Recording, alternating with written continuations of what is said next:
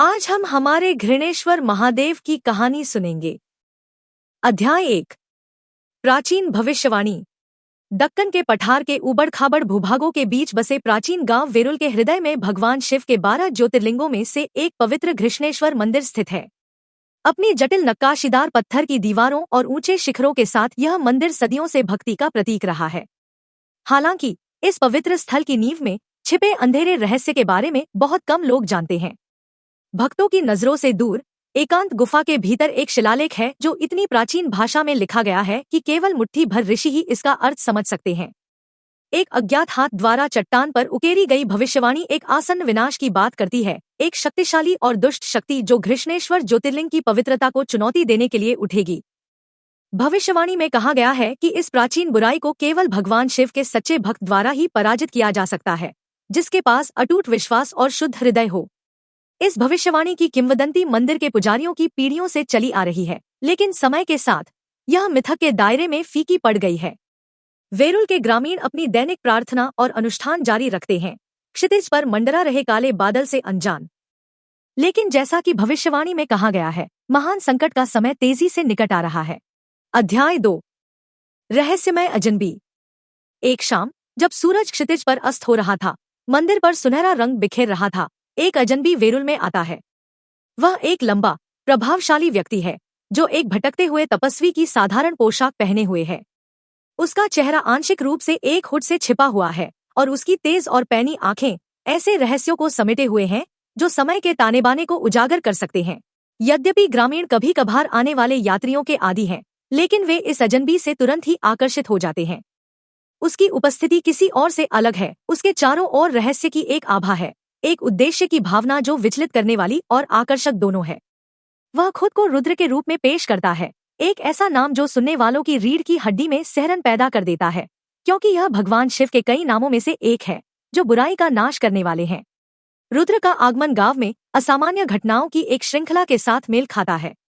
मंदिर के पास बहने वाली पवित्र नदी, जो ग्रामीणों के लिए जीवन रेखा है, बेवजह सूखने लगती है। मवेशी बिना किसी निशान के गायब हो जाते हैं और फसलें रातों रात सूख जाती हैं, मानो किसी अदृश्य शक्ति ने उन्हें श्राप दे दिया हो। गांव के बुजुर्ग प्राचीन भविष्यवाणी को याद करते हुए भयभीत हो जाते हैं। उन्हें लगता है कि हिसाब किताब का समय आ गया है। हालांकि रुद्र इन अशुभ संकेतों से बेपरवाह लगता है। वह अपना दिन मंदिर में शांत ध्यान में बिताता है, अनुष्ठानों का पालन करता है और पुजारियों से बातचीत करता है। वह भविष्यवाणी के बारे में जानकारी इकट्ठा करना शुरू करता है, ऐसे सवाल पूछता है जो प्राचीन ग्रंथों की गहरी समझ का संकेत देते हैं। ग्रामीण हालांकि उसके इरादों से सावधान रहते हैं, लेकिन उसकी बुद्धिमत्ता और शांत व्यवहार से आकर्षित होते हैं। फिर भी एक संदेह बढ़ता जा रहा है, रुद्र कौन है और वह वास्तव में क्या चाहता है। अध्याय 3। अशुभ संकेत। जैसे जैसे दिन बीतते जा रहे हैं, वेरुल में स्थिति और भी भयावह होती जा रही है। कभी चहल पहल से भरा यह गांव अब भय और अनिश्चितता के आवरण में लिपटा हुआ है। नदी, जो कभी जीवन और समृद्धि का प्रतीक थी, अब ठहरे हुए पानी की एक धारा बन गई है। कभी उपजाऊ और हरीभरी भूमि अब बंजर और बेजान हो गई है। जवाब पाने के लिए बेताब ग्रामीण मंदिर के पुजारियों की ओर रुख करते हैं, लेकिन वे भी इस अप्राकृतिक आपदा के सामने शक्तिहीन लगते हैं। बढ़ती निराशा को देखते हुए रुद्र एक समाधान के साथ आगे बढ़ता है। वह ग्रामीणों को मंदिर में इकट्ठा करता है और उनसे ऐसी आवाज में बात करता है जो अधिकार और करुणा दोनों को दर्शाती है। वह उन्हें बताता है कि इस काली शक्ति से लड़ने का एकमात्र तरीका भगवान शिव के प्रति अटूट भक्ति है। वह उन्हें अपनी आस्था को मजबूत करने और एक विशेष अनुष्ठान में भाग लेने के लिए प्रोत्साहित करता है जिसका नेतृत्व वह करेगा, एक ऐसा अनुष्ठान जिसके बारे में उसका दावा है कि वह स्वयं महादेव की सुरक्षा का आह्वान करेगा। ग्रामीण रुद्र की आशा से चिपके हुए अनुष्ठान में भाग लेने के लिए सहमत हो जाते हैं। जैसे ही वे मंदिर में इकट्ठा होते हैं, भजन गाते हैं और प्रार्थना करते हैं, उनके दिलों में जो डर समाया हुआ है उसकी जगह एकता और ताकत की भावना आने लगती है। सबसे आगे खड़े रुद्र अनुष्ठान का नेतृत्व एक ऐसे जोश के साथ करते हैं जो लगभग अलौकिक है।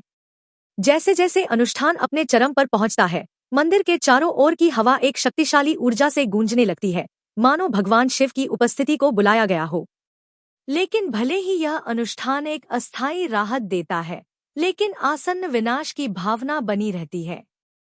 रुद्र के असली इरादे रहस्य में डूबे हुए हैं और प्राचीन भविष्यवाणी गांव पर एक काली छाया की तरह मंडराती रहती है। अध्याय 4 मंदिर का रहस्य। एक रात जब चांद मंदिर पर एक भयानक चमक बिखेर रहा था, रुद्र गर्भगृह में प्रवेश करता है। एक ऐसी शक्ति द्वारा निर्देशित जिसे वह पूरी तरह से समझा नहीं सकता। वह एक छिपे हुए मार्ग की खोज करता है जो मंदिर के नीचे एक गुप्त कक्ष की ओर जाता है। समय से अछूता यह कक्ष प्राचीन स्क्रॉल और अवशेषों से भरा हुआ है जो गृष्णेश्वर ज्योतिर्लिंग की कहानी बताते हैं, एक ऐसी कहानी जिसे ऊपर की दुनिया ने बहुत पहले ही भुला दिया है। रुद्र ने ध्यान से एक स्क्रॉल खोला जिसमें एक ऐसी कहानी सामने आई जो उसे अंदर तक हिलाकर रख देती है। स्क्रॉल में भगवान शिव के दिव्य स्वरूप गृष्णेश्वर ज्योतिर्लिंग की उत्पत्ति का वर्णन है जिसमें अपार शक्ति है। इसमें एक ऐसी काली शक्ति के बारे में भी बताया गया है जो अनादिकाल से ज्योतिर्लिंग को दूषित करने की कोशिश कर रही है, एक ऐसी शक्ति जो अराजकता और विनाश पर पनपती है। स्क्रॉल से पता चलता है कि मंदिर का निर्माण सिर्फ पूजा स्थल के तौर पर नहीं किया गया था, बल्कि ज्योतिर्लिंग को इस प्राचीन बुराई से बचाने के लिए एक किले के तौर पर भी किया गया था। भविष्यवाणी के बारे में जानने वाले प्राचीन पुजारियों ने एक सुरक्षा के तौर पर एक गुप्त कक्ष बनाया था जिसमें ज्ञान और उपकरण रखे गए थे जिनकी भविष्यवाणी के सच होने पर जरूरत होगी।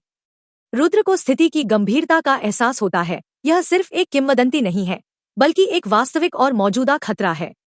स्क्रॉल में वर्णित अंधकारमय शक्ति अब जाग रही है और भविष्यवाणी उसकी आंखों के सामने सामने आ रही है।